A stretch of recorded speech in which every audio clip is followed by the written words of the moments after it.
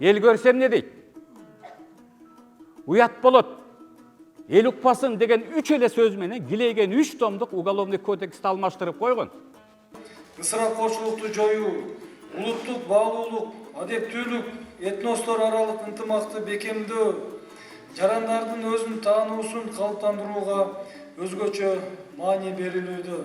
Жараткандын жерге, жерде жашаган элге, ошол жерде жашаган даже жаныбарларга, өсүмдүктөргө берген жакшы нерсеси экен.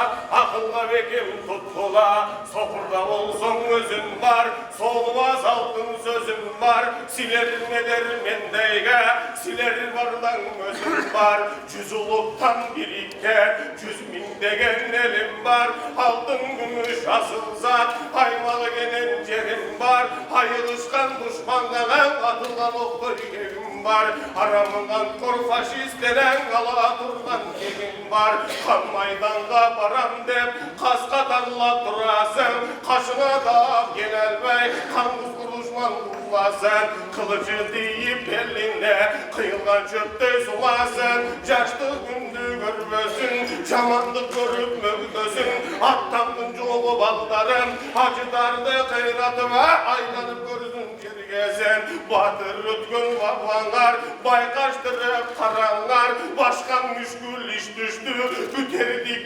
jarranlar, barvaldarım barınlar, barıt namız alınlar, kılbastan uyak kırgızda, korkulmunda kalınlar, acıdarday düşmandan, hayvatlı ol baldarım, manastay çoğunu kaysadan, Kurmanbek sunduğu kayıtmagan, kayratlı ol baldarım, kaldın üçün kan bergen, mekenin üçün can bergen, batırlar çoğu vargan dep, düşmanla kırgın salgan dep, özü gelgen gürk olur, Ösencisin algan dep, ürttüm gayret tartmagan, öktüm baldar balvan dep, Ceniştin rınır daylığına, jetkire tartıp sorunaydı.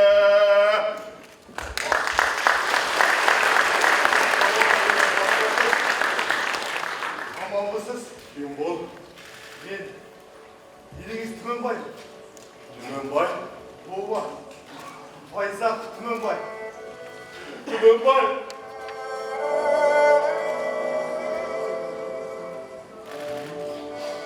Sen soğuk ayttın mı Kuday?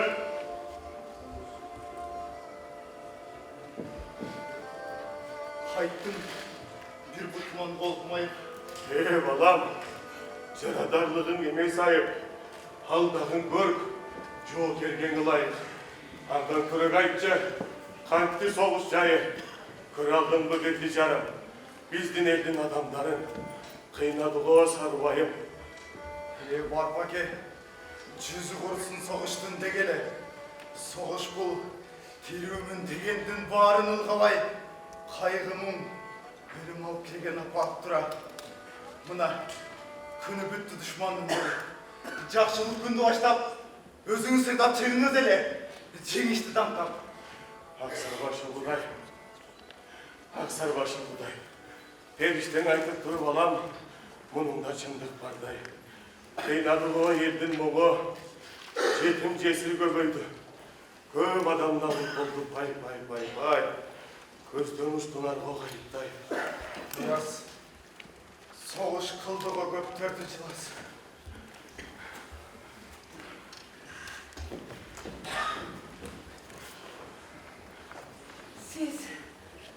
Siz, bakınsız.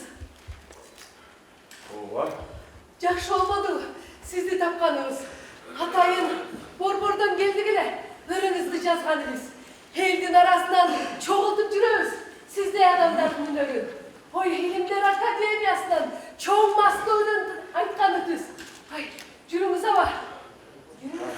Менин атым Гүлжамал. Koya durgula. Koya durgula. Kayda varan. Uşul жерде бар эле дагы bir adam. Salatsızlar ben. Bu kişiмен ayrılışagam. Atın Tümenbay. Hem жақшы екен. Медина Ескендеровнаның ақынды нұрларын жазып алайын alayım deyip geldim bile. Hay, çürgüle bacım. Altın Cemal dediniz mi? Ova, Haydan bildiğiniz hakkında aynı. kop koptuk. Kanına Medine İskender'den. Moskova'dan beri gelgeninden. Karabaldanım. Jön öyle gemi. Günde batı baratat. Geçki kalmayla.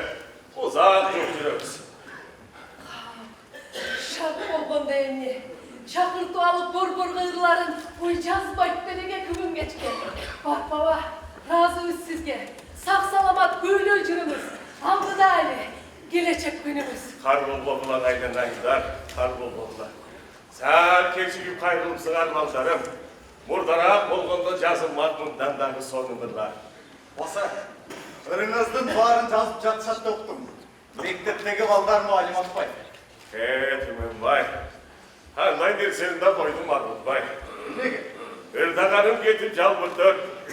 Kakasına bulan tok-toku bolboy getir. Toğra, ülgürüş keyin ardınızdan жазып. Bulday bir özünçe maşakkatlı o жазып. Buyurursa men de sıralarınızdan Ay жазып. bereketli. Kalsa deyim balam, ırlarımdan biraz ırpaktarga gül asık. Kana balam, avaldın ırın, ırpaktarga жазып kaltırganın soğuk izaptan. Çetçaktan gelgen okumallar okursa, razı oluşat sağaattan. Kağız kalemini de alıp dayanar. Qanday köpçünü göl, jaydar adam. Mabilesi sılık, sıpayı adam. Eldik madaniyatını kura turgan. Talancı tabılgız, kaytalangız dağı, öte zor çeken bir cevabı. Bu Ömer'den özüme büt durgan tulku, gözünün sopurduğu, gövdönünde cangan bir sıykırdı uçraktı nuru, ana yırtay, jönele kurcap durur. Tümen bay, Kağızga çürüğü rakındırlar beş kaltırbay. Dil edebiyat enstitüsüne açıver.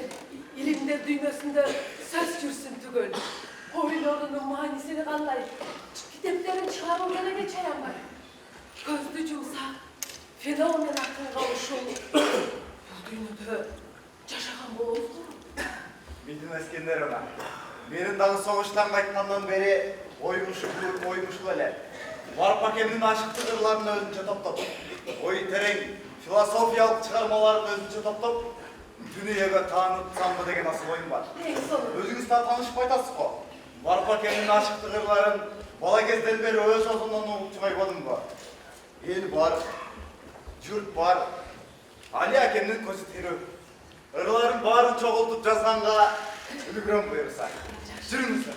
Yürümüze bak. Ayt ayt dezen alamday, alamalga kadamday, ardır günler çıkargan alamdanın adamday, adam bardan adam var.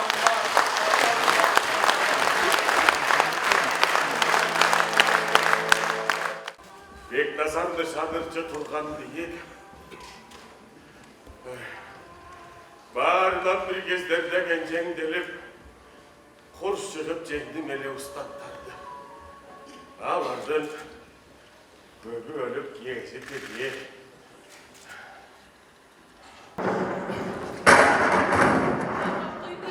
Şöyle dümecektin o kadar şaşar. Ne de geçtiklerini beri geçeceksin. Ağlamdı bir karakter, adımı çekti direkt. Yüreğim benim götürdü. Çıktı bu karakter, alıp git bana. Alıp git bana. Çıktı bu karakter, alıp git bana.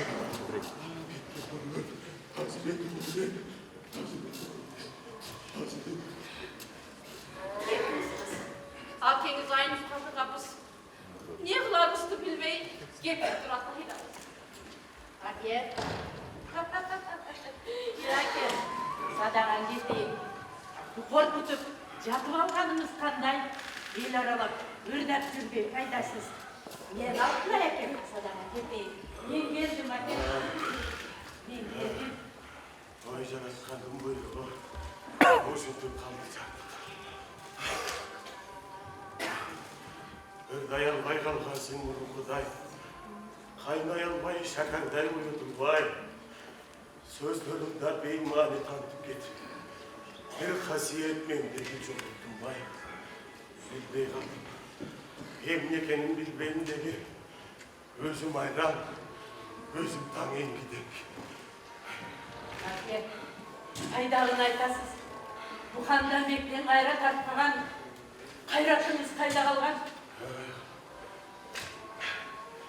Су түбінде 40 құлақ тоқ қасанды судан қайтып көтерем. Су өмірдің су екенін танам. Жерің қалдың ачыда, тамшы бұқтай бұралғана, келің қалдың ачыда, ақсақалдың бар байтқан, жандар қалдың ачыда, мотыраңда ойношқана, балдар қалдың ачыда, киндік қаның төгілген, алтыныңды көрінген, өскен жерім чоңдышты, алда қалдың ачыда, бұйрабы құдай же жоқпы, көзім жетпек барыш Мисте мазар бейіттен әмірзөсі қалды қызымдан, күндің үш мал жыттағана күрмесі қалды қызымдан, көзім көрбей тұмандай, жақызымаға түменбай, оңылым мұже жоқ бұлан, ал мен үшін күмәндай, har nerse geledi gönlüge, işeniş kıyan ömrüge, özüm sezip duramına, nur kalgan çok önümde, o satıp aldı sen dağına, bilmedim ondan ekenin, seni görmey doksoyman, keng açı benim mekenim, o gül kayır günde açılgana, açıradım açıdan, doyurmazsan bulduyna, kokuz gelsem aldıyna, satıp aldı tümen bayağı gün olgun canımda, baykağına sözündün aman izin var ranımda, çığırdan zamanlayda gel, çekbini çömücayda gel, acının başın çoğurana, kekinlik sayra gel, yaştığım öttüm acıdan, kırımbı seni kayradan, uktümün bay sözünde, hazıra senden ırkaldı, aktarga gözüm kargat, altına düşsün ardıma, akındığım balaşıp, ayırdan çıkar baldarım, önürümdün baktaşına, ötkür çıkar baldarım, taldırıma bir keyve, vatçı çıkar baldarım, sokur bende yapızdır, soğunalar baldarım, ırlarımdın ilikte ve ılı gelsen izinde, kaççı çıkar baldarım, yedim barda namuslu, unutulup kalmazman, yakın kalıp baradadan ak kepingen orunu, yer altında catarım, tügönüp kaldın görüne de tülünlükte saparım, o tügönüp kaldın görüne de tülünlükte saparım. Al gitti. Gelmez saparga gitti. Denizli de oşulacak tancayalar. Sıylı cerge boyla tengir tektim. Hemimizden toprakta buyurvay. Koş bir morun. Çatkan cerin cayru. Toprağın torba olsun.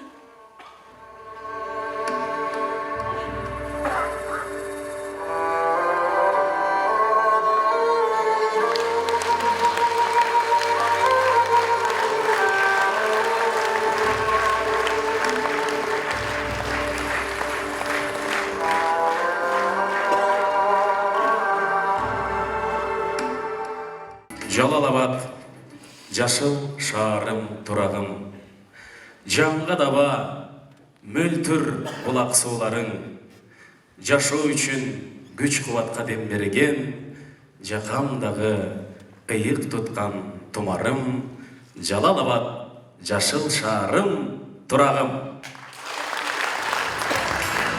Саламатсыздарбы, улуу журтум, кадырман кыргыз калкым. Құтту эл республикалық улуттук форумунун алкагында өткөрүлүп жаткан жылдызы жанган Жалал-Абад аттуу жыйынга кош келиңиздер.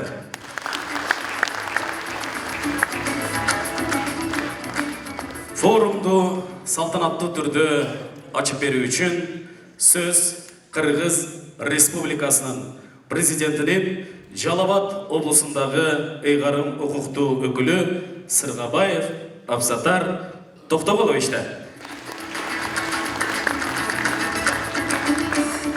Саламатсыздарбы, урматтуу бүгүнкү саамалыктын жалпы катышуучулары, урматтуу Сүйүнбек Сапарбекович, урматтуу алыс жакындан келген коноктор, алгач Куттуу эл улуттук форумдун алкагында өткөрүлүп жаткан жылдызы жанган Жалал Абад аталышындагы иш-чараны ачык деп жарыялоого уруксат этиңиздер.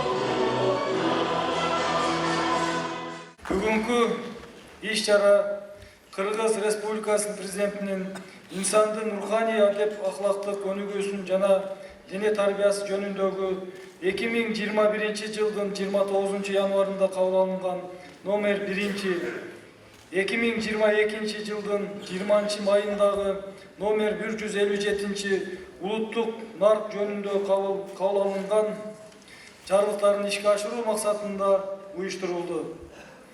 Буга чейин өлкө аймактарында өткөрүлүп келген Куттуу эл улуттук форуму бүгүн биздин облуста жылдызы жанган Жалал Абад иш-чарасы менен коштолууда. Бул саамалыкты өткөрүүнүн максаты бүгүнкү ааламдашкан дүйнөдө кыргыз элинин уникалдуулугун, ата бабаларыбыздан кылымдардан бери сакталып келе жаткан бай тарыхы мурасын, маданий жана руханий баалуулуктарын аздектөө жана жайылтуу болуп саналат. Ошол эле учурда мамлекетибиздин эртеңки келечеги болгон жаш буундарыбызды нарк насилге, жуурулушкан таалим тарбияга үгүттөө, мамлекетибиздин эң башкы байлыгы болгон элибизге улуттук идеологияны жайылтууга багытталган. Чынында биздин ата бабаларыбыз мезгил таразасына карабай 40 уруу кыргыздардын башын бириктирип, уюткулуу улут катары калыптанып, өз жерин, маданиятын, үрп-адатын, каада салттарын, эне тилин бизге чейин жеткирип келди. Биздин да бүгүнкү эң башкы милдетибиз аны келечек урпактарга татыктуу өткөрүп берүү болуп саналат. Элибиздин нарк насили, каада салты, үрп-адаттарынын мааниси, андагы камтылган терең философия, ата бабаларыбыздын данышмандыгын жөн гана билүү эмес, жашоону терең түшүнгөндүгүн айгинелейт. Бүгүн да алардын жолун жолдоп, уучун улаган урпактары аз эмес. Соңку жылдары мамлекетибиздин өнүгүүсүндө арыштуу кадамдар жасалып, сезилерлик жыйынтыктарга жетип жатканына баарыбыз күбө болуп келүүдөбүз. Мында элибиздин күнүмдүк турмуш тиричилигин жакшыртууга багытталган социалдык, экономикалык долбоорлордон сырткары ысырапкорчулукту жоюу, улуттук баалуулук, адептүүлүк, этностор аралык ынтымакты бекемдөө, жарандардын өзүн таануусун калыптандырууга өзгөчө маани берилүүдө. Быйыл Кыргызстанда Кара Кыргыз автономиялуу облусунун түзүлгөндүгүнүн 100 жылдыгы.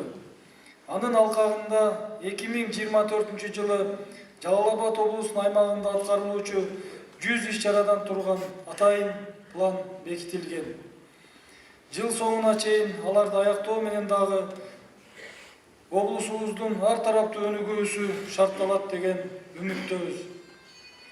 Кадырлуу меймандар, урматтуу жыйындын катышуучулары, бүгүнкү Куттуу эл улуттук форумунун алкагында өткөрүлүп жаткан жылдызы жанган Жалал Абад иш-чарасынын алкагында дагы бир ирет инсанды калыптандырган рухий көрөнгө, коомубуздун бүгүнкү абалы алдыга карай туура багыт алуудагы ойлор, омоктуу сунуштар ортого салынат деген ишеничтебиз. Мен иш чаранын жүрүшүнө ийгилик каалайм. Көңүл бурганыңыздарга чоң рахмат.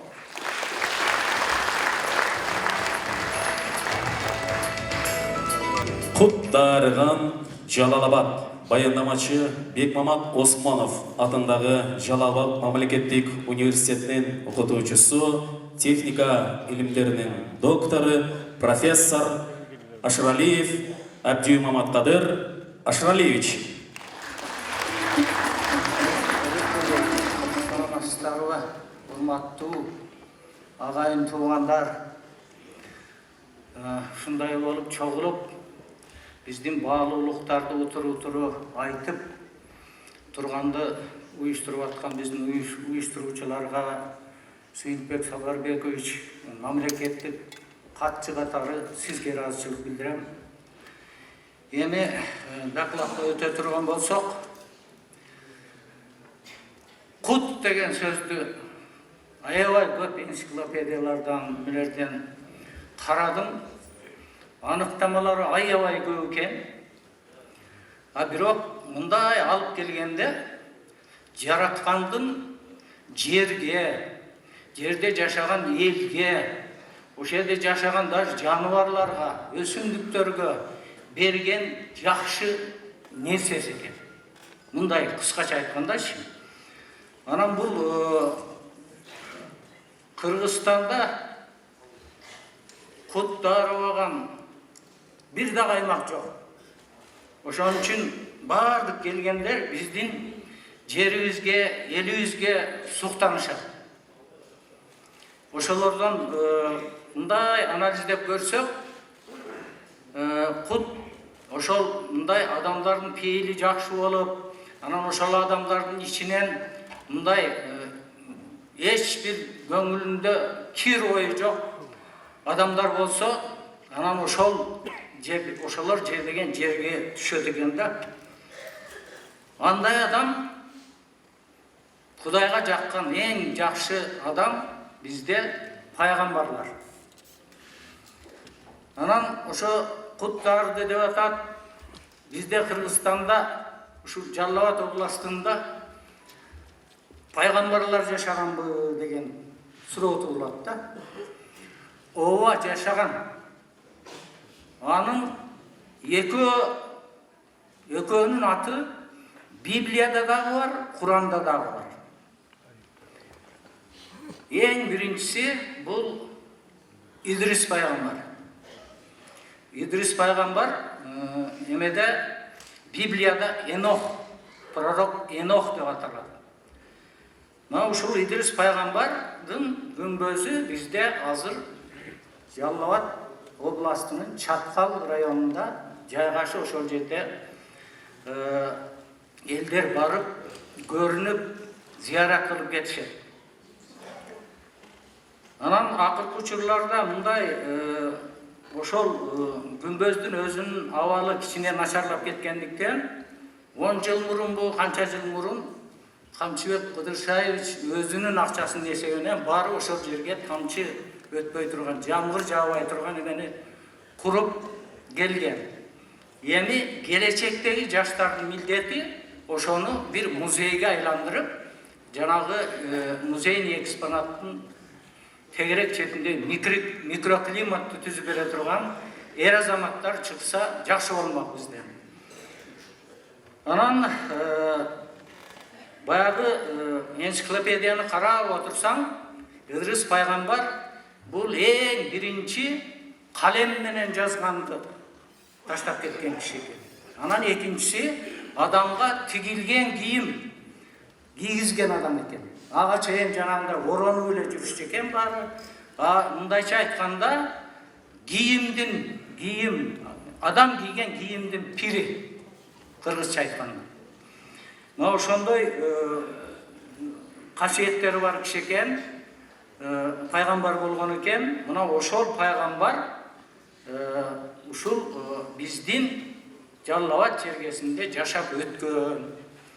Ал ушунчалык сүйкүмдүү киши болгон экен. Анан бир жанагындай экскурсияга алып кетип атып, асманды, бейиштин 4-чү асманына жеткенде периштелерден кабар келет экен. Сиздин жаныңызды алышыңыз керек. Сиз жерде болушуңуз керек эле, бээрде жүрөсүздөр.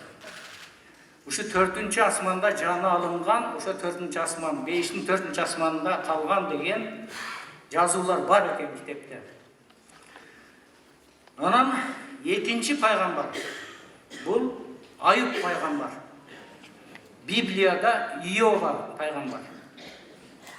Бул пайгамбарды билесиңер, өзү ошол Сирия жакта туулган экен, а бирок денесине айыкпас жара чыгып, анан кийин ушул аймакка баягы дары издеп келген экен. 1991-жылы Москвадан чыккан Ислам деген энциклопедия бар. Ошо энциклопедияда бир статьяны окудум мен. Ал келип өзүнүн жараатын Орто Азиядагы бир дары булактан айыктырган деген, ошол жерде жашап калган деген маалымат бар. Бул биздин чоң аталар эле Жалал-Абадтын курорту деп эч качан айткан эмес. Каяка барайтасыз десе, Азирет Аюпка зиярат кылганы баратабыз дечү. Курортко баратам деп айткан эмес алар. Ошондой экинчи пайгамбар ушул жашап өткөн. Анан эми бизде мындай ата деп аталып калган пайгамбардын деңгээлиндеги адамдар да аябай көп. Арслан ата, Бабаш ата, Тоскоол ата, Бозбата деп ушундай кете берет.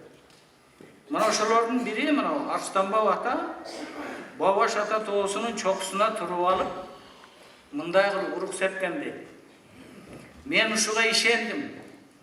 Ректор болуп турганда Италиядан бирөө келген экен, Арсланбаттын чоң шаркыратмасына чыгып туруп, ошо 64кө чыккан киши ошо жерге чыгып көрдү, аял киши болчу.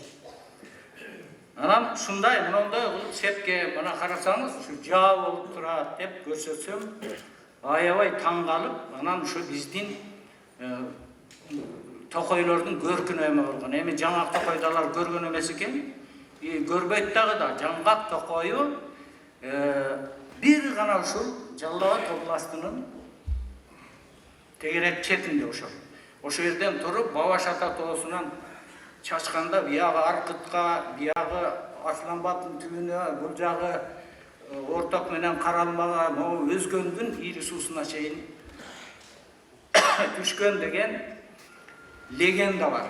Эми аны легенда дейин десем, ошонун арасында биз өзүбүз жашап жүрөбүз. Дал эле ошондой. Башка жаңгак токою жок.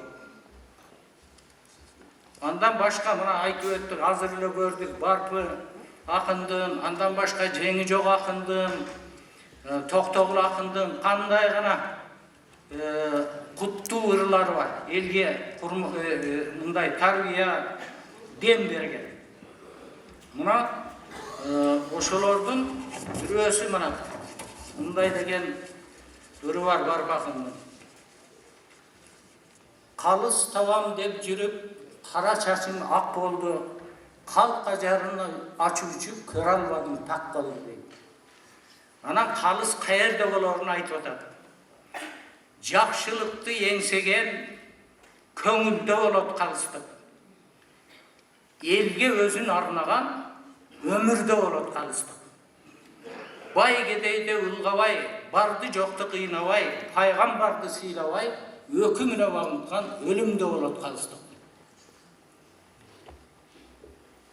Ушул мындай алып караганда бул кыргыз жарандары үчүн калыс жашоонун программасы деп атайм булурдучу мен.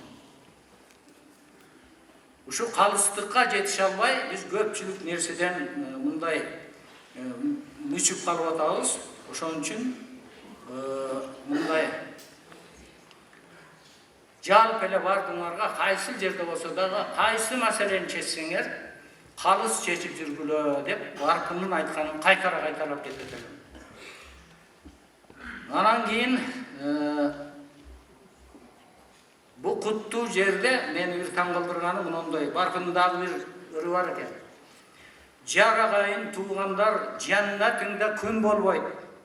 Очогунда от эмес, оттон түшкөн күл болбойт. Омал төкмөл дүйнөдө от бар жерде түн болбойт. От өчкөндүн үйүндө ооз ачкан үн болбойт деп ырган. Эми мына азыр мындай ойлоп көрсөм, мен мына энергетика кафедрасында иштеп атам азыр. Ушул Жалал-Абад областы Кыргызстандын энергиясынын 90% берет, электр энергиясын. Болгондо дагы таптаза энергия берет. Анткени ошол 7 ГЭСтен ушу Жалал-Абад областынын аймагында бир дагы ГЭС, бир дагы кичинекей көмүр кычкыл газын чыгарбайт. Атмосфера, жел кабыгын булгабайт. Мына ушундай куттуу жерден өндүрүлгөн ток деле куттуу болот экен да. Анан мындан биягына эми кааларым мен кыскартып алып коеюн. Ушундай куттуу арыган жерде жашаган Кыргызстан элине мындан арыда ынтымакчылык, тынччылык, аманчылык берип, жараткан тартуулаган кутубузду качырбай, бактылуу бардар турмушта узак жашаганды ар бирибизге Кудай Таала буйрсун. Рахмат. Жалал-Абадтын залкар инсандары. Баяндамачы Кыргыз Республикасынын эл артисти Жумалиев Бакыт Арстанбекович. Урматтуу бүгүнкү жыйындын катышуучулары жана урматтуу меймандар. Биз артисттер эрки сүйлөсөк, олугуп кетип көп сүйлөп коюшубуз мүмкүн. Ошондуктан мен жазып алган докладымды сиздерге окуп берип коюуга уруксат этиңиздер. Урматтуу мекендештер, Жалал-Абад шаарынын ардактуу тургундары жана кадырлуу меймандары. Улуу Жибек жолунун бир тарабында айтылуу айып тоонун этегинде жайгашкан Жалал-Абад областыбыздагы кыргыз элинин руханий маданиятынын ажырагыс бөлүгү катары салттуу музыканы комузсуз элестетүү мүмкүн эмес. Комуздун күүлөрү өзүнө философиялык ойлорду, жашоо турмушту жана маданияттын өзгөчөлүгүн камтып, муундан муунга өтүп биздин күнгө келип жетти. Тоо булбулу Токтогулдун, Кү атасы Ниязалынын, айтыштарга теңи жок айтылуу акын Жеңи жоктун, ашыкты кырларынын чебери философ акын Барпапызды жана маданият искусствосундагы залкар инсандардын бейнелерин баяндап бермекчибиз. Көп кырдуу талант төкмө акын, обончу, комузчу, аткаруучу, дастанчы Токтогул Сатылганов элдик ооз-эки чыгармачылыкта салттуу болуп эсептелинген санат, арман ырларын ирилетип, чоң чыгармаларга айланткан. Акындын урматына Кыргыз фильм киностудиясында Токтогул көркөм тасмасы тартылган. Кыргыз эстеринин мамлекеттик Токтогул Сатылганов атындагы сыйлык негизделген. Борбор калабыз Бишкекте, Ош шаарында, Жалал-Абад шаарындагы Барпа янтында эстелиги коюлган. Токтогул атындагы ысым Борбор калабыз Бишкекте Кыргыз улуттук филармониясына, Токтогул кесине жана Токтогул шаарына берилген. Ошондой эле кыргыз валютасынын 100 сомдук банкнотасынын бетинде акындын элеси түшүрүлгөн. Кыргыз акындар поэзиясынын классиги, көп кырдуу алп акын катары кыргыз көркөм сөз өнөрү менен акыл кенчине терең кирип, бекем орун алганын иш жүзүндө таамай көрсөтүп, мезгил сынынан ишенимди өткөн Барпа Алыкулов 1884 жылы 9 ноябрда облусубуздун Сузак районундагы Ачык кыштагында төрөлүп, 1949 жылы көз өткөндө сөөгү Бишкектеги Аларча көрүстөнүнө коюлган. Табиятынан ойчулдугун, кыргыз жана түрк тилдүү элдердин чыгыш маданияты менен канчалык тааныштыгы бар экендигин айтыш ырларында терең жана кеңири көрсөтө алган. Быйылкы 2024 жыл ичинде Түрксой тарабынан жарыяланган Барпа Алыкуловдун 140 жылдыгынын алкагында чыгармаларын бир нече тилге которууну, китептерин басып чыгарууну, илимий практикалык конференцияларды өткөрүүнү, эл аралык айтыш фестивалын, ашыктык ырларынын конкурсун жана башка иш-чараларды уюштуруунун алдында турабыз.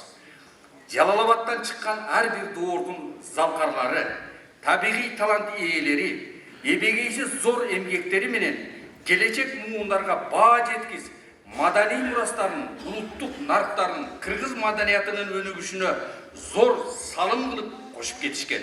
Ар бир мезгилдин учуруна жараша мамлекетибиздин алдында көөнөрбөс эмгеги менен чоң салым кошкон залкар инсандарыбыз жөнүндө кыскача баяндап бердик.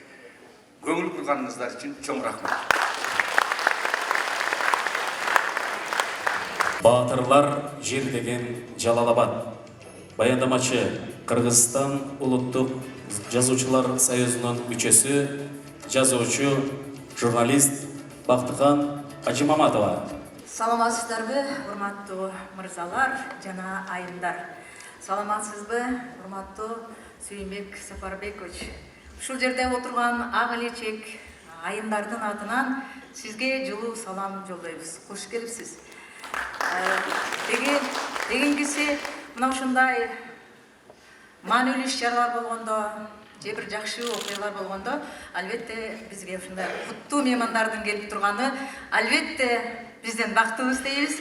Ошондуктан мына бүгүнкү Кыргыз Республикасынын президенти Садыр Жапаровдун инсандын руханий адеп акылактык өнүгүүсү жана дине тарбиясы, ошондой эле улуттук нарк жөнүндөгү жарлыгынын негизинде биздин республиканын баардык аймактарында өтүп жаткан куттуу эл форуму мына бүгүн биздин куттуу Жалал-Абад жергесине келип турат.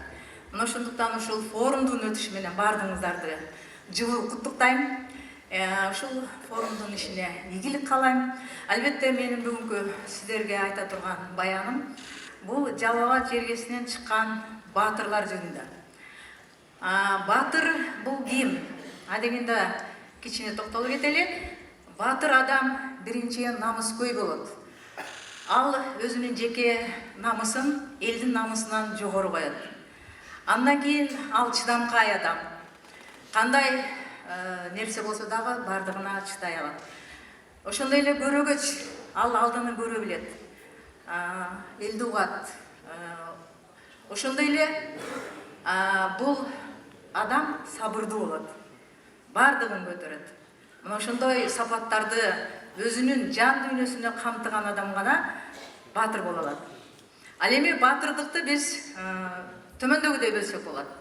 Биринчи батыр дегенде биз кимди элестетебиз? Албетте биз Курманбек батырды элестетебиз. Себеби биздин ушул Жалал-Абад жергесинде Курманбекти батырды атабай кетсек, албетте биз үчүн кечиримсиз. Сырткы душманды сүрүп чыгып, эр манастын эрдигинен кем болбогон батырдыкты көрсөткөн, өзүнүн элине эркиндикти алып берген.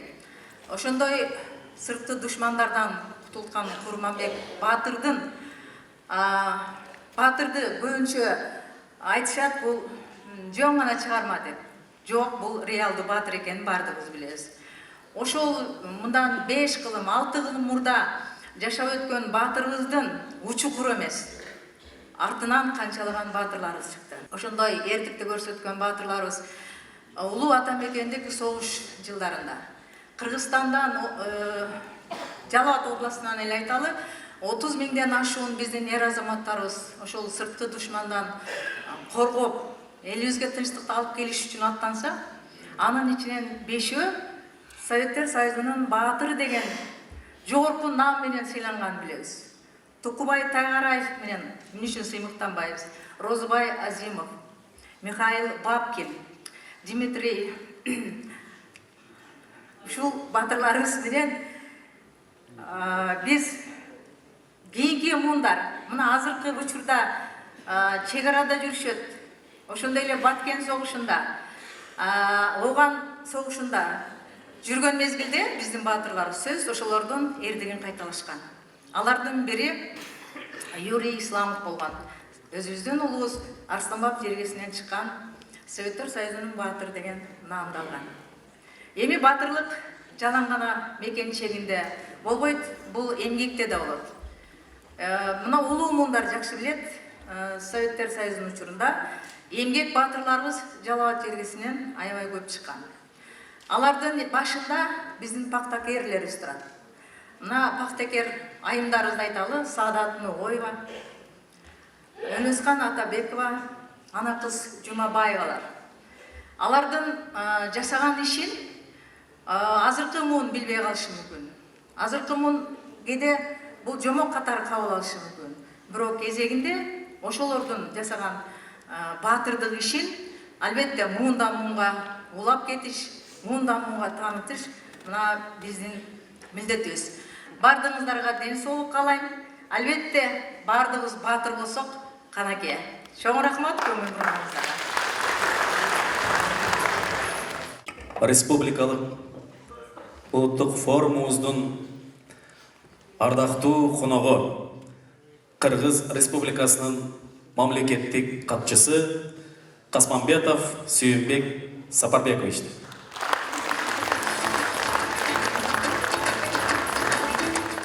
Арыбаңыздар, агайын жұрт. Жалал Абад жөнүндө эмнени айтыш керек?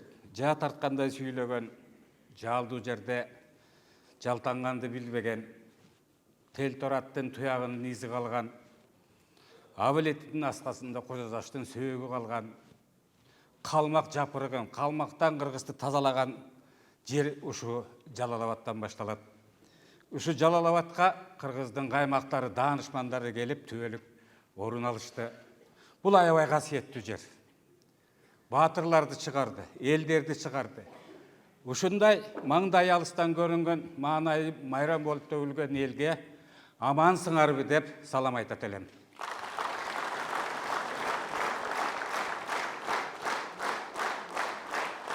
Биз тарыхыбызда Енисейди ээн эркин ашып, Алтайды 6 күн бою басып жүрүп, ушул жерге келип жеттик. Манасты Курандай жаттаган элбиз. Куранды 5 мал, 7 мал окуйбуз. Мен дагы кайсы жерге барсам дагы өзүмдүн сөзүндө ынтымак деген өзүмдүн баянымды айтып, төлгө кылып, анан улантамын. Кудай буйруса уктатпаганга аракет кылам. Кыргыз наркында айтат экен, ынтымак болгон жерде бакты да болот, ынтымак болгон жерде таалай да болот деп 1000 деген китепти окубай эле 1000 жыл мурда биздин кыргыздарыбыз ынтымак деген эмне дегенде ушинтип түшүндүрүп коет экен. Европа мамлекеттеринде ынтымакты изилдешкен. Бул кандай көрүнүш? Кээде ак кара адамды бириктирип коет, кээде тили бурууларды бириктирет деп көптөгөн томдор, эмгектер жазылды. Жыйынтыгында ынтымак ушул бактыны таалайды, рыскеш китап келген эле түшүнүк экен дегенди келишти. Окумуштуулар кашка-баш. 3000 жыл мурда ушу залда отурган кыргыздардын ата бабалары айтып койгон экен. Азыр заман өскөрдү. Төрөлгөн бала да 3 күндөн кийин башын көтөрөт.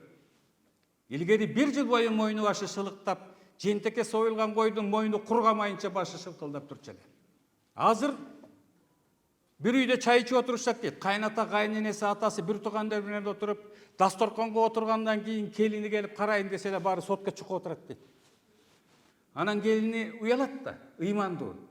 Ата чай ичип келип атканда жазганы WhatsAppка жазат экен. Чай муздап калат ата, чайга караңыздар депчи. Мына заман ушу болду. Азыр мурда бос үйдө короого киргенде дарбазаны илгери жөлөп эле койчу эле. Азыр дарбазадан кийин үйдүн эшиги кулпу. Андан кийин ар бир комнатада кулпу. Өзгөрдүк. Буга эми бузулдук же оңолуп кетпедик деп айтпаш керек. Бул ушу замандын касиети. Эми кепти эмнеден баштайбыз? Президент Садыр Жапаров 8 указга кол койду. 8 указда адептүүлүк, абийирдүүлүк, ынтымак, биримдик, биригишүү, чогуу иш алып баруу, улуттук чыдамдуулук, башка улуттун элин, тилин, дилин сыйлоо жана өзүңдүкүн унутпа деген гана негизги булактарга таянып ушул 8 указ келип чыкты. Ошол указдын башында кыргыз деген кимбиз? Биз эмне үчүн башка салттарга, башка түшүнүктөргө, башка кийимдерди, башка бир баалуулуктарга кантип туруштук беребиз? Акыркы 30 жылда биз көп нерсени жадыбалдан чыгарып алдык. Биз ал оңой эле.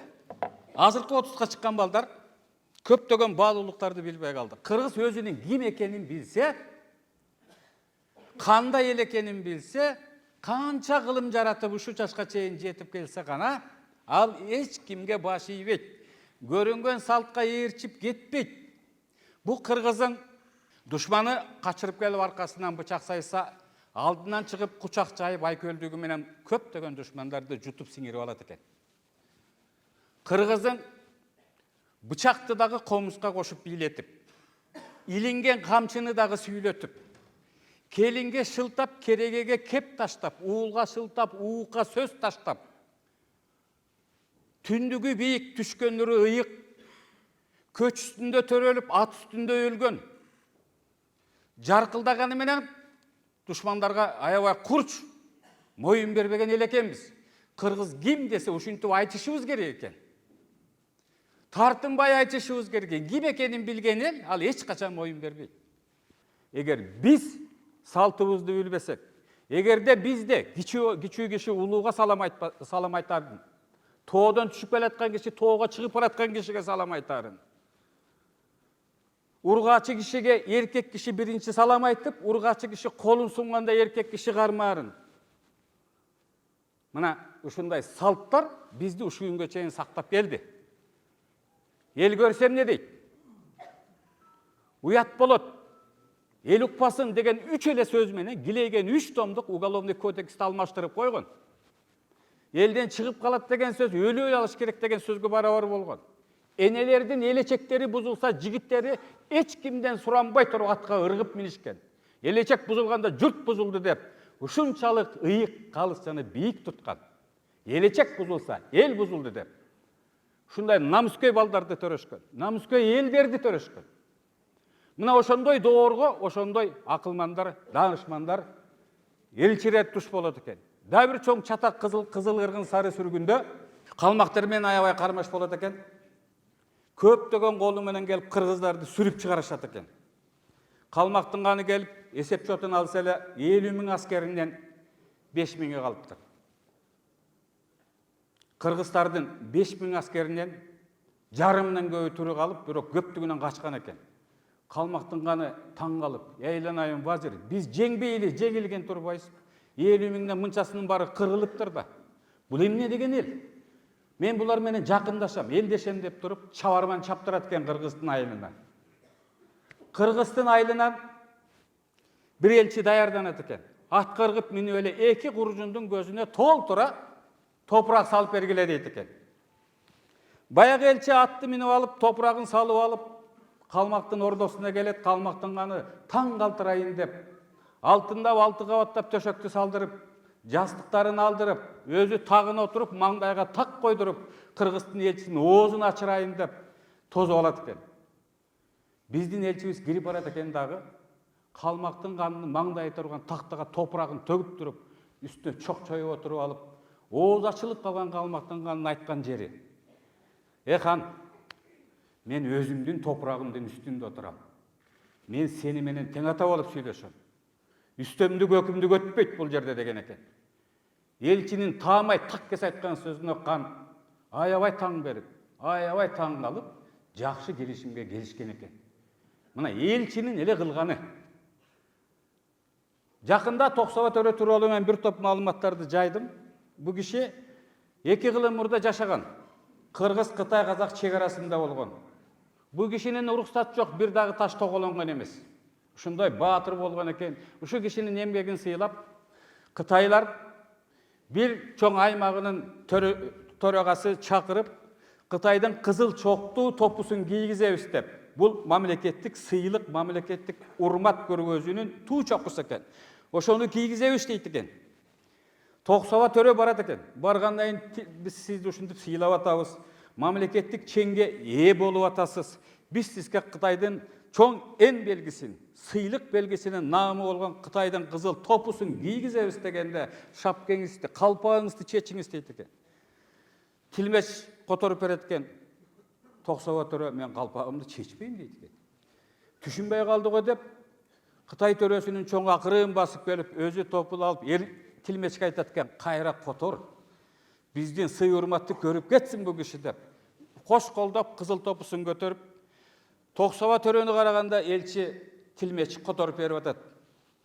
Төрөм, калпакты чечиңиз. sizge ушундай чоң даражалуу сыйлык көргөзөбүз дегенде түктүйүп ачуусу бетине чыга калган токсоботору ушу менин калпагым керек, калпагымды менин башым менен кошо кесип алсын деп туруп атын буруп бастырып кеткен экен.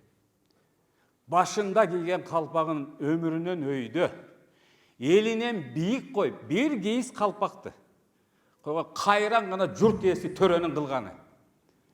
Аттын башын буруп бастырып кетип калган экен, аркасынан Кытайдын сарбаздары да 4 араба чегилген ат менен жаңгыз арабанын үстүнө топуну коюп алып жеткирип барган экен. Мына калпак эле болгон мамилебиз. Элечеке болгон мамилени айттым. Эл бузганга барабар болгон деп. Жер бузганга барабар болгон деп. Бул биздин улун аркыбыз, салтыбыз. Мына элчинин эле кылган ишин айтып атам. Эми эне тууралуу кичине кеп баштап келелик. Бир байбичеге көптөгөн келин кыздары чогулуп алып, бала чакасы чогулуп алып, апа, сиз балдарыңыздын кимисин жакшы көрөсүз дейт. Баласы көп экен. Баары тең эми эмне деп айтар экен деп кулак түрүп калышат экен. Байбиче айтып атат дейт. Ай балдар, кыздарым, мен алыста жүргөн баламды жакшы көрөм, үйгө жетип келгенче. Мен ачка болгон баламды жакшы көрөм, курсагы тойгончо. Мен ооруп калган баламды жакшы көрөм, айыгып кеткенче. Мен чарчап калган баламды жакшы көрөм, уктап эс алганча. Мен кичүү баламды жакшы көрөм, башкаларына окшоп катын алганча деген экен. Жаман көргөн баласы жок экен. Мына жоопту караңыз. Бул жоопту айтыш үчүн жоон томдорду окуйбуз. Китептерди окуйбуз. Наркыбызда, салтыбызда муну эчак эле айтып коюп атат. Баалуулуктарды айтып калышат. Мына ушуну балаңа айтып берсең, анын эсинде өмүр бою калат. Мугалимдин жоругун жанагында окуясын айтып берсең, өмүр бою калат. Мындай болжу, тигиндей болду деп этек жеңин кагып туруп кеткен эмес экен кыргыз. Жазуусу жок болсо, магнитофон жок болсо, ушунун баарын нарк кылып, салт кылып, баян кылып, атадан балага, укумдан тукумга жеткирген экен. Мына биздин указдарда нарк указы бар. Нарк указынын өзөктүү негиздемесинен бери хан бийлигинен нарк бийик турат деген сөз бар. Муну ким кандай түшүнөт? Мен ушул указдын ушул бөлүмүн түшүндүрүүдө төмөндөгүдөй баянды мисал кылып элге жайып жүрөм. Хан Ормон бир топ жигиттери менен өзүнүн өргөсүнө кайтып келип, аттардын оозун тартып жаңы эле токтогондо мөндүр уруп, жамгыр куюп, шамал башталып кетет экен. Өргөсүн караса ак жоолук байланып турган экен бурчунда. Артында турган жигиттер: ханым, өргөгө кирбейсиңби? Эмнеге тентиктеп калдың? Карасаң жан чыгат, кармасаң кан чыгат, атыңа киши жанаша бастыра албайт. Анан бир кичинекей өргөңө кире албай эмнеге тентиктеп калдың десе, хан айтат экен: өргөдө келин бар экен деп. Бир кезде өргөнүн эшиги ачылып, ичинен келин чыгып, хан ата өргө ээсине даяр деп жүгүнгөндө, бар болгой чырагым этегиңден жалгасын деп, хан батасын берип өргөсүнө кирет экен. Келиндин башын аттап, келиндин башын тебелеп, келин жүргөн үйгө кире албай койду. Нарк ушул, салт ушул. Бийлигинен да бийик турат. Анан мөлтүрөп, шөлтүрөп, кичүү келини чыккандан кийин ордосуна кирип атат. Мындай ыймандуулук, адептүүлүк, абирдүүлүк бүгүн бизге жетпей турат. Аз болуп атат. Муну биздин ата бабаларыбыз уламдан улам ушинтип айтып келе берген экен. Бизде ислам дини тарады. Бул абдан ыйык, керемет. Молдокелерибиз бата бергенде, Куран окулгандан кийинки сөз, Куранга кирердиги сөз кандай сонун? Кыргыз элине, кыргыз жерине ислам дини кыргыздын тилинде тараган. Исламдын тилин, динин таргаткан ошолдогу молдолор, кожолор, сопулардын баары тең 5-10 жылда кыргыздын арасында жашаган. Адатын, салтын 5 колдой билген. Кыргыз тилинде түш жоруган. Алардын кийимдерин кийген. Ошентип кыргызда кылыч шилтенбей исламдын жакшы касиеттүү диний тарап. Ислам менен Кыргызстан адаты дагы, дини дагы шайкеш бирин-бири толуктап ушу күнгө чейин келип жеттик. Бирок тилекке каршы айрым башка түшүнүктөгү ошол ислам дининдеги кээ бир агымдар көлөкө түшүрүп, ар кандай жаңы салттарды, жаңы адаттарды, жаңы жүрүш-турушту таңуулап жибергендер кичине мени дагы силерди дагы түйшөлтөт болуш керек. Мен ушу бир ооз сөз менен эле дин тууралуу өзүмдүн сөзүмдү токтоткум келди. Бирок ушундай атам замандан берки бүгүнкү күнгө чейинки жеткен биздин салттуу динибиз, шариятыбыз, салтыбыз, наркыбыз бирге болуш керек. Бирине бири жугумдуу, көтөрүмдүү болуш керек. Кылым карыткан наркыбыз бар, мыйзамдан күчтүү салтыбыз бар, каныбызда дүрүгүгөн кан манастан анты бар эл кантип эле акыркы 30 жылда бүгүн ушул элдүүлүгүбүздү, тилибизди, дилибизди жоготуп жиберебиз. Биз эч кимге моюн бербейбиз. Мына ушинтип нарк сүрүштүрүп, адат сүрүштүрүп ушу күнгө чейин келип жеттик. Мына силер эле жердеген Жалал Абадтын жергесинен эмне деген баатырлар чыкты.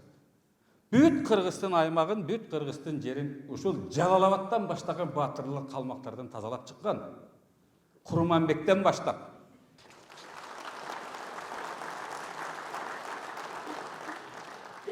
Арабызда жаштар бар экен, кичине көңүл буруп кетейин. Bir danışman bastırıp barasa bir jigit çağıp жетип келет экен. Ассаламу алейкум ата, арыбаңыз, жаныңызга бастырайынбы дейт экен. Ооба балам, бастыр дейт экен. Аксакал көзүнүн кырыгы менен жигитти караса, маанайып бас, сабыры сус, сиркеси суу көтөрбөй, кабак ачылбай, бетинен нуру чачылбай, мындай жер карап бастырып баратат дейт. Аксакал акырын кайрылып, балам, дениң сообу, элиң аманбы? Эмнеге маанайың бас, сабырың сус? Десе, ата, мен ушул айылдан бир кызды сүйүп калдым. Аябай жактырам, ансыз күнүм өтпөйт.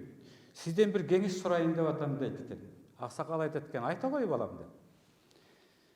Баягы жигит айтат экен, ата, мен быйыл үйлөнсөмбү же эмдиги жылы үйлөнүп нике кыйсамбы, кандай дейсиз десе, аксакал унчукпай бастырып барып бир жеңге жеткенде, эй балам, үйлөнбөй эле кой. Жөн жүр. Деп атынын башын бура бергенде, ой ата айланай, мен ансыз жашай албайм да дегенде, сен жерге кир, сүйгөнүң чын болсо менден сурайсыңбы деген экен.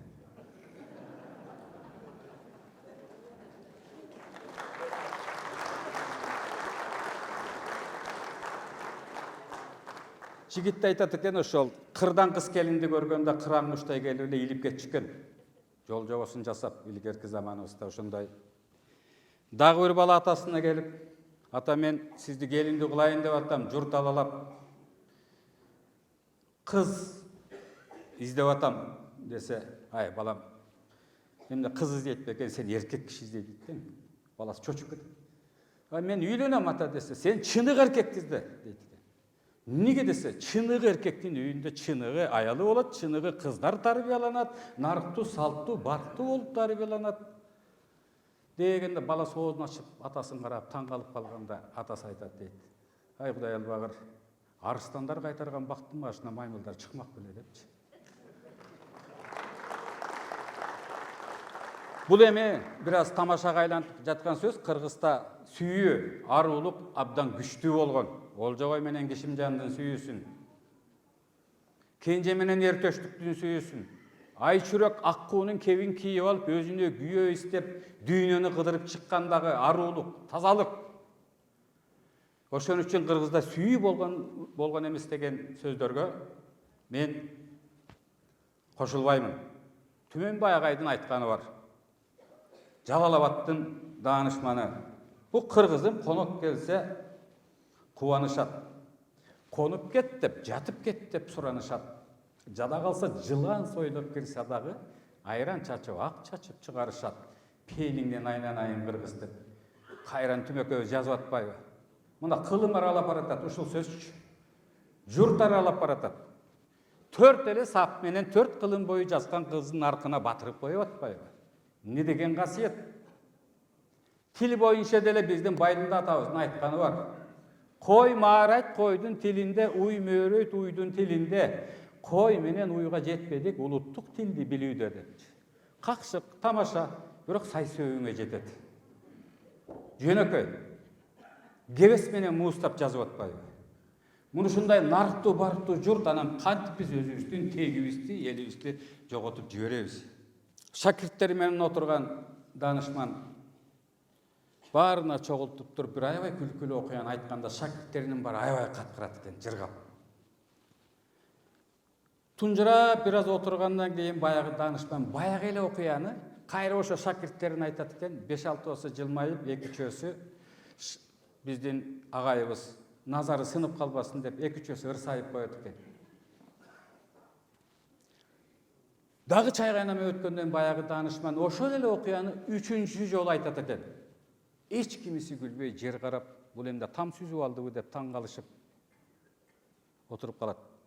Тунжуроо бүткөндөн кийин данышман айтып атат. Биз эмне жакшылыкка сүйүнбөйбүз, жакшы кепке сүйүнбөйбүз. Кайра кайталап айтса кадыры кетип атат. Ал эми бир жаман сөз чыгып калса, жыл бою кайталап, тиш чайнап, колу шалап, кимисин жеп коер экен деп отурабыз. Кел жакшылык, жакшы сөзгө кубаналык. Сөз кулакка кирет, кулактан кийин жүрөккө кирет, бойдалат, анан мээге чыгат, ойдалат. Адам сөз башталгандан баштап таякты кармаганды үйрөнгөн, коёнду чапканды үйрөнгөн, сөз келип адамды бөлгөн. Ага чейин ыңсап, жамсап, шилтеп бүтүп көргөзүп үңкүрлөрдө жашашкан. Тил башталгандан баштап, дил пайда болуп, дил баштагандан баштап, мен көбүрөөк кылдым, сен азыраак кылдың деген бөлүшүү башталган. Ошон үчүн тил касиети журтту бириктирет, эч качан тилибизди унутпай жүрүшүбүз керек. Токтойлубу?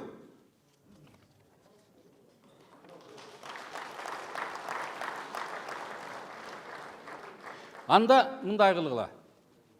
Жарым эле 30 эле көз ирмен. Бириңерди бириңер карагыла дагы үнүңөрдү бийик чыгарып, алакыбаңарды сурагыла. Мен биякты карап алайын. Бириңди бириң карап, алакыбаңарды сурагыла, үнүңөрдү бийик чыгарып, анан мен токто дейм.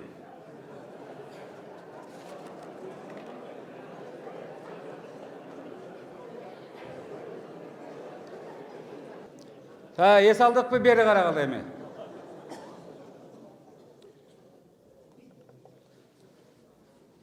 Көлдөн Тилекмат акесине баары чогулуп калып, Кокон хандыгынын лашкар кушбеги бугулардын мыктысы менен астыма келсин деген кабарды айттырат экен.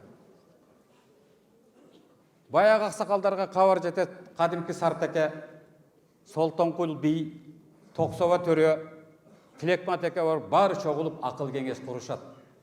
Ал убакта Кокон хандыгынын каары күчөп турган убак экен. Не кылабыз дегенде анан Сартаке айтып атат дейт. Айбаты менен кайраты шайкеш келген, караңгыда көз капилеттен сөз тапкан ушуга менин тилешим эле жарайт дегенде, аны угуп отурган Тилекмат аке дагы эл журт дегенде төшөгүн серпип ыргып турган аксакал барса барып келейин дейт экен. Тилекмат аке айтат экен, өлгөнү бараткандан кийин мени хан каадасы менен жөнөткүлө. Жарым жарты болуп калган жашымды берермин. Керек болсо кептирип башымды берермин. Айламалым жетсе аман эсен кайра келермин деп. Бүт бугу уругу чогулуп, желиги жакшы жерде жоргону мингизип, жасоолдорду жандатып, сурнай кернейлерин тарттырып, добулбасын кактырып,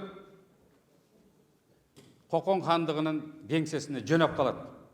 Кеңсеге жете келгенде жарчылар айтып келатат дейт. Салаваттуу сүрдүү болуп келип токтогондо Кокондун кушбеги кеби кемип, келмеси оозунан түшүп, жалдырап калганда чаап келген кыргыздын жигиттери чала мууздалган улакты келип туруп, кыргыздын салты бар да. Манаптарга, байларга, акындарга, мыктыларга улак тартып келип мансап көргөзгөн, зоболосун көтөргөн. Чала мууздалган улактап келип туруп, Кокон хандын эшигине таштайт экен. Каны диркиреп туйлап аккан улакты көргөндө Кокон кушбегинин келмеси оозуна түшүп, жалбырап, ордунан ыргып туруп, өз анынын даражасы бийик болгонуна карап ийилип, түзөлүп салам берип анан узаткан экен. Айлакерлик, амалдуулук, Kırgızстın жерlerin, Kırgızстın elin, Kırgızстın töрлөрүн ойлогон, Kırgızстın töрлөрү үчүн төөнү жүгү менен төөнөгүчтүн көзүнөн алып өткөн Кыргызстын мырзалары, мыктылары, акелери, датталары элге үлгү болгон. Мына ошондой айла амалдар менен, жосун жоруктар менен дагы биз жообузга сес көргөзүп, кыр көргөзүп турган экенбиз. Мына ушундай улуу журт мен айтып өткөн нарк маселедин баары тең 8 указыбызда Манас 3 ил деген өнүктүрүү боюнча, кыргыз наркы боюнча, кыргыз жараны боюнча, Кыргыздын адеп, ихладык жана дене тарбиясын жөнөткөргөн указдардын негиздемесинде ошол негиздемелери менен иш турган бул жерде менин кесиптешим Октябрь Капалбаев деген жигит, тарых илиминин доктору, экөөбүз кырылышып атып жаздык эле. Ушундай кылалык, мындай кылалык, агай мындай дейт, мен мындай дейт, чыгыш кетейин, кайра кирип алат. İşke verilgen kişi ошондой болот экен, ошентип анан биз 8 указдын негиздемесин жазып атып, ар бир указ ушуларды бөлүштүрдүк эле. Мына азыр тирилип Манас айтып атабыз. Бир сөз бар, дайыма Манас болгонбу же болгон эмеспи депчи.